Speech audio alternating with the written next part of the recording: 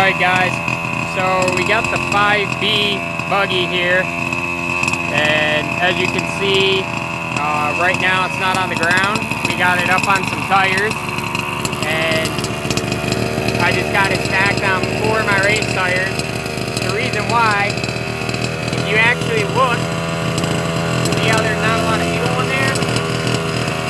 So I'm going to show you guys actually, for the guys that don't want to basically store their car in their house or RC shop or whatever, what to listen to and how much fuel.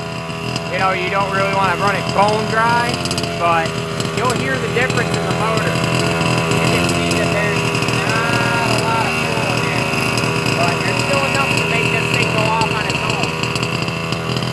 So what I'm going to do is I got my 4PL here from Tava, and my finger is just going to barely feather that throttle. And I'm just going to barely give it gas.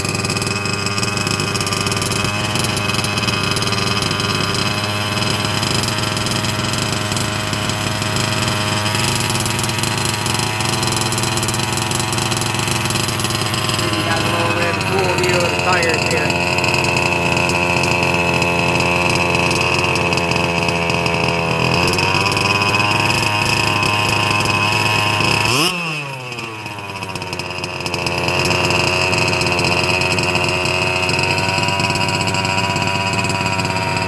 So, now if you listen to the motor, you can almost hear how the revs are kind of getting higher. They're like, basically your revs before were here, now they're starting to go up. You can hear that it's starting to start the fuel. There's still a lot of fuel in it. So, like I said, and you want to make sure you watch your battery voltage. That right there is 5.3, so you're okay there. All your SIM traps are set and everything correctly. My kill switch actually on mine is set up right through here. So if I want to kill the motor, I just got to hit this button. But being that I'm not killing the motor, I'm just running the fuel out of the tank. So that way when it actually does not just sit with fuel in it. So like I said, again, we're going to basically just take your finger here and don't run it like crazy. You don't want it jumping off the tires. So just barely feather it, and that'll get enough to get the tires spinning. And again, you can see, if you want to give it a quick snap, you can do that. Don't be alarmed if there's a lot of smoke. That's perfectly normal for, especially when it's not running that much on fuel. So that's perfectly normal. But yeah, I don't want all the fuel sitting in the tank, so I'm just going to let it run. You can see that it's starting to start. And if you actually move it around, you can see that there's not much. There's a little bit in there, but there ain't much. When this thing will start for fuel completely, and there's not even any involved pretty much, it'll start to go off on its own. Any fifth skill will. So it's always important to basically always have this up in the air. Never have the tires on the ground when you're doing this, because if you do, it will go away and it will go far, and you will probably either hit something or somebody or yourself. So yeah, you definitely don't want to do that.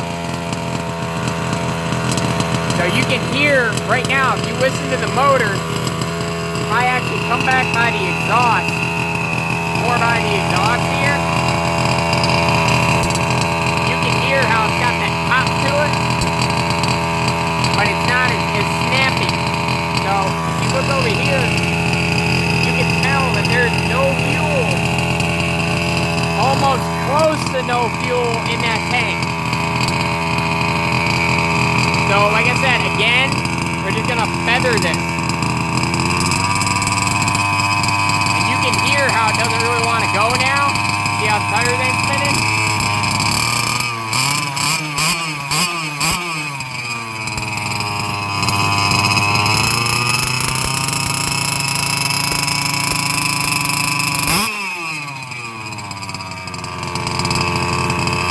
It's still got fuel in there though. want to run on its own now, I wasn't hitting throttle on that. You can see right in that tank, I mean, you're not going to get every little drop, blast of fuel out of there, but you want to get most of it. That's another thing too, for the guys just starting this skill, never open your fuel tank while you're doing this, at all. You can hear how the motor is kind of almost going. It doesn't really have that snap to it. That means it's starting to really run low on fuel.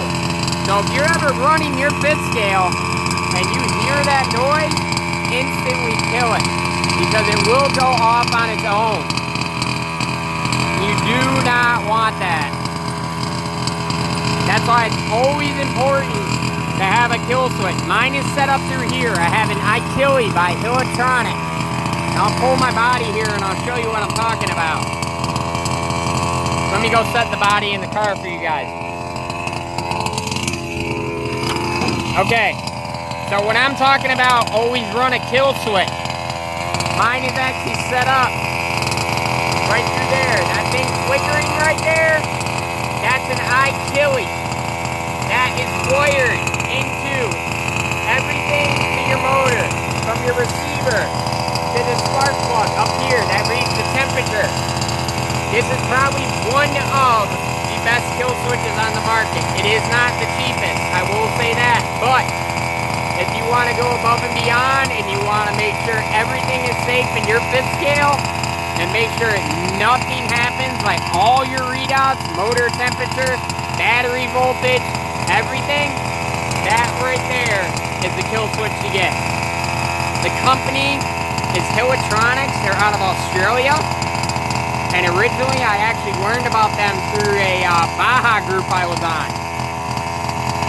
The rest of the walkthrough here, what you're going through, we got the dual steering set up, 2 Savic servos. That's a stock Losi servo, which eventually that'll be a high-tech 845. Motor is a 34cc Genoa with a Bartolone pipe. This is a unsilenced pipe. As you can hopefully tell, it is not loud. It is definitely loud. We got the upgraded aluminum TLR braces, top, front. The rear one I haven't done yet. Have the upgraded anodized TLR shocks. They're kind of soft, so actually what I'm going to do is I'm going to upgrade to red racing springs by Losi. And the weight that I actually do is 35 and 40. Got a little fuzz on the wing there. So, but now if you listen to that motor right now, you can hear how that exhaust too is starting to smoke a little bit more. And my remote is over there. I'm not hitting gas, I'm not hitting fuel. So you can tell that fuel is really starting. If you look here, you can see that fuel running into the motor. Basically what it has. So it's still got fuel in there. It's still going into that motor. It's feeding upward. Going through all those lines.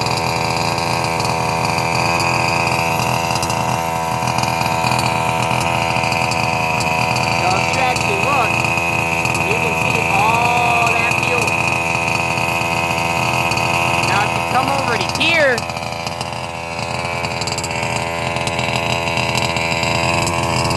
right where that fuel goes in, you can see that the primer ball's kind of shaking. Alright, now I'm not hitting gas. This is what I was telling you guys. This is where it's starting to run out of fuel. You want to always hold your hand here and let it run out of fuel.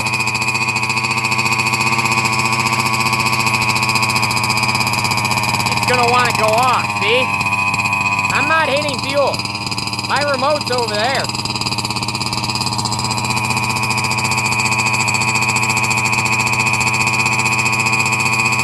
See, it's starving now.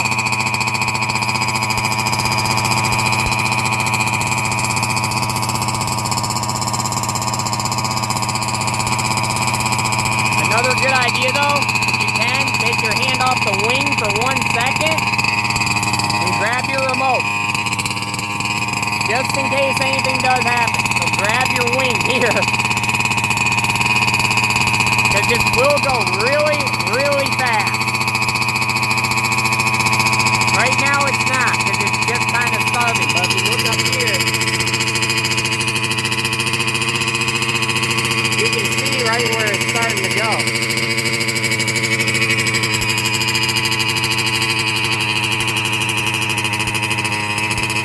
See how that motor's starting to calm down a little bit? See? How that motor's starting to die down. But it's going to try and keep feeding it the fuel that's in the line. See? Now, it has completely no fuel in that tank. The only fuel that's really going to be a little bit left in here is maybe that primer ball, just a little bit. And there might be a little bit fuel, not very much, but a little bit of fuel in that line. Now, the other thing you're going to do, always watch your hand on this header. Never want to burn that. You can see that the signal is still on here because that's green. So you're going to be getting spark to that motor. So in order to kill it, from not my remote, you just turn off the off switch here. You can see that that went out.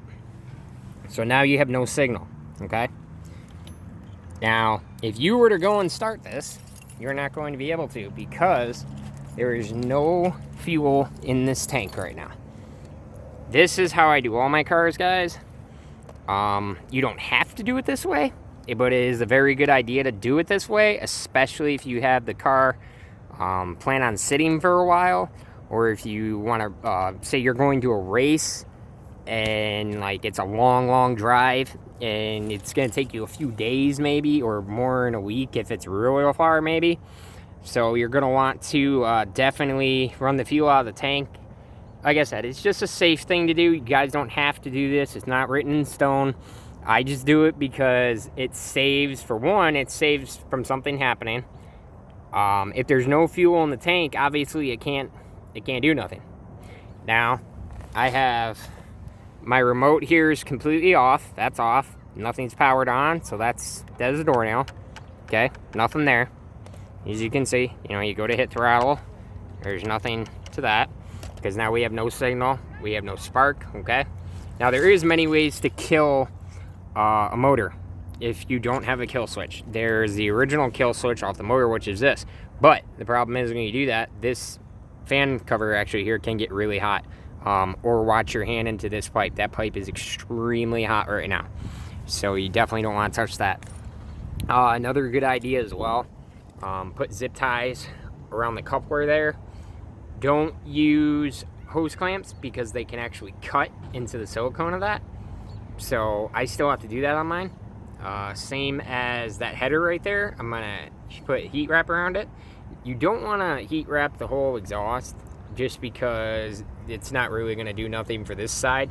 You just want to wrap the header. You don't have to. It's not something you have to do, but it's a good idea.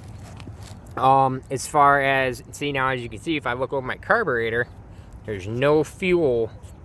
There's barely any fuel in there. You can see it, but see how it's really at the bottom there? There's not very much. Because if you look over here, there's still fuel in this motor. Not very much, but see, you can still see it feeding through. Which actually has your primer ball.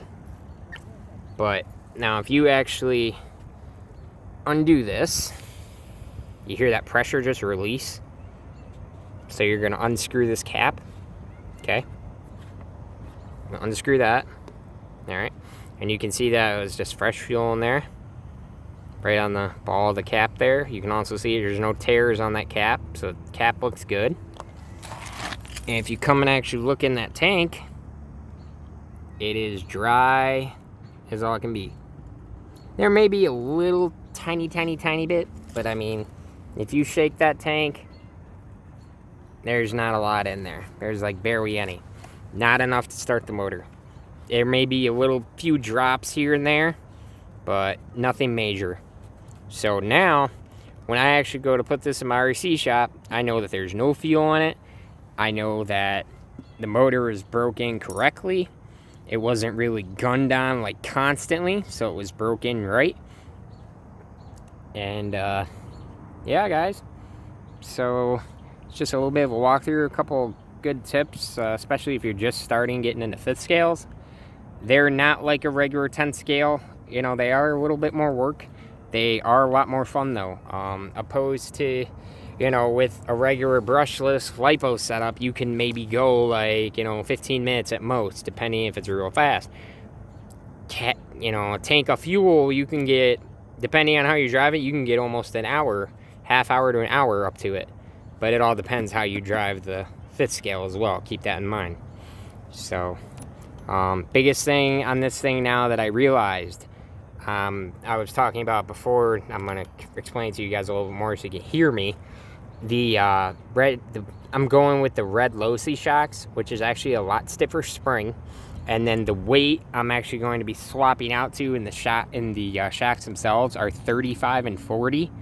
Now, if you guys are wondering why I'm doing that, it actually is what I have in my Losi 5T, and it handles very, very well. I had no point of rollover whatsoever. Oh, another thing, to tell you guys one more thing, because I don't want to make this a crazy long video here. But as you can see, these tires I'm running, these are just stock. They're not BRPs, they're not hostile, they're nothing like that. These are actually the Nomad Losi tires. These are straight off of a 5T when you get them. Now, if you guys are wondering why I'm running these tires and not those tires underneath there, that you can actually see right there, those are the race tires there. Let me go and balance this here so you guys can see it. Sorry about that. Okay, so those ones underneath there, as you can see the tread on those, you know, it's kind of soft. It's more like a softer tread for dirt. So with these tires, it's more of a off-roading tread. These do grip very, very well on cement and grass, both of them. They grip amazing, actually. So that is actually why I swapped out these tires before I actually even made this video, because with those tires, you know, obviously they're not going to be as carefree when you run them on asphalt or cement or dirt, or not dirt, like asphalt, cement, concrete, stuff like that. You're going to burn them up real fast, which I wasn't trying to do. So if you ever run in, you know, just strictly in the grass or on the cement or concrete, asphalt, if you're running asphalt, you can really run BRP tires. They work amazingly. As far as concrete, you know, grass, a little bit of a mixture like that, you want one more of a off-roading tire, something with a little bit deeper tread marks, something that's going to grip. As you can see too with these ones, they didn't wear down very, very bad. This is actually, they are used, but as you can see, they still didn't wear down that bad at all. The tread is still pretty solid. Same for the front. And keep in mind, the 5B is a 4-wheel drive buggy, so all 4 of these tires are getting used, you know, put power to, so. But, alright guys, it's just a couple short little tips and tricks, walkthroughs here for you for at my channel here, Brat Bash Racing Gas. So hopefully I'll have some more information for you guys, more reviews. I'll be talking to more people. We'll get more products up. My good friend Brian Caldwell, he actually is, he makes a lot of his products as well. So he's working on a whole bunch of stuff for our Losi 5. Then you got my friend Lee of Team Hoonage. He makes a number of different things. My good friend Chris Galante, one of the first people I actually talked to about getting into my 5B, and his knowledge is very, very well. He races as well, so he's another one out there who's really good. Obviously, you guys know from my first video, I interviewed John Tomelko, a Detroit Performance RC. We've got a lot of good people in the 5th scale community that I know some of you guys don't know about. So I'm going to try and help you guys, especially if you're starting, and, you know, basically walk you through. I do plan on going to different events. I plan on going to different races. I plan on getting many different products to try out.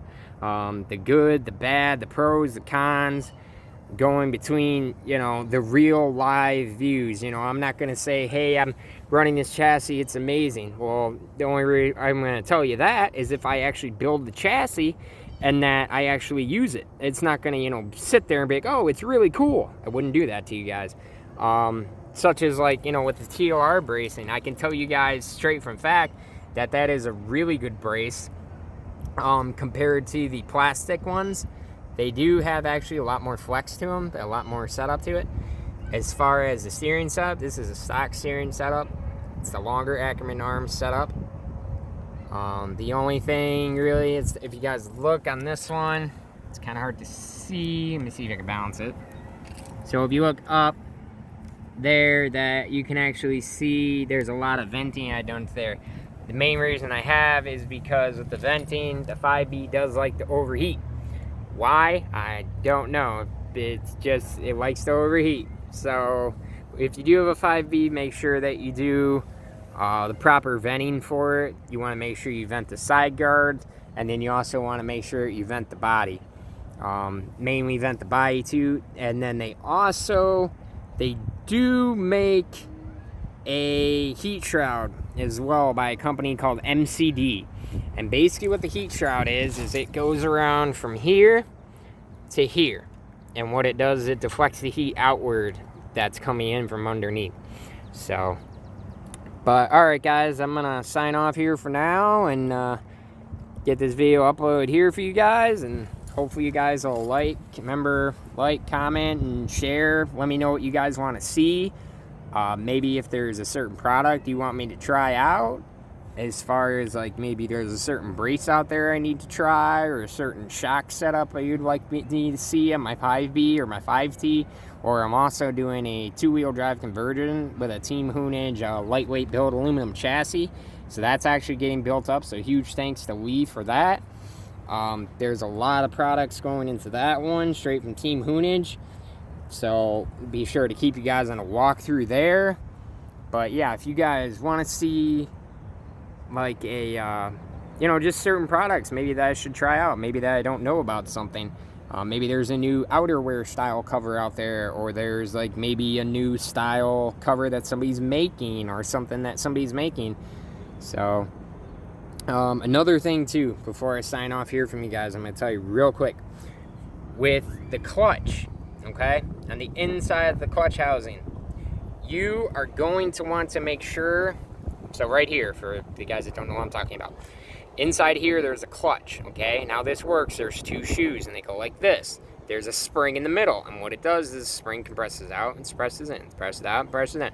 Well, the problem is when you're braking in a motor, they like to get hazed over, okay? Because you're slowly braking in the motor, so it's putting a lot on that clutch system, okay? Now, being that I haven't really broken this motor, you know, I didn't real hard on it, because some people do, like, break them in a little bit and then they just hammer down on them. I didn't do that, but I'm still gonna go ahead and double check that clutch on there, because it still can haze over on the shoes, which you don't want, because what'll happen is when it hazes over on the shoes too, is that it will actually break apart the material of the clutch itself. So you guys want to really make sure that you don't run into that, because then, you know, the clutch material can actually fall into the motor, and, you know, it's just a whole bunch of stuff that you don't want to deal with. So, but this one is pretty much good though, guys. I'm gonna keep you guys on a walkthrough here, and I'll definitely keep you guys updated with my 2-wheel drive conversion. So, but I'm gonna upload this here, and hopefully you guys, like I said, the more you guys like, comment, and share, the more people I can get onto my channel, the more people that can, you know, there's people out there, there's some companies out there I'm sure that we don't even know about yet. Just basically, it's about getting everybody to, the most people that are in the Fiskale community, really helping them. Because we all know that there is a lot of people out there, sadly, are scammers, or, you know, we waste our money and we don't like that product. So, my whole channel, though, is going to be about everything, guys. It's not just going to be about reviews. It's not just going to be about strictly, you know, doing products for people.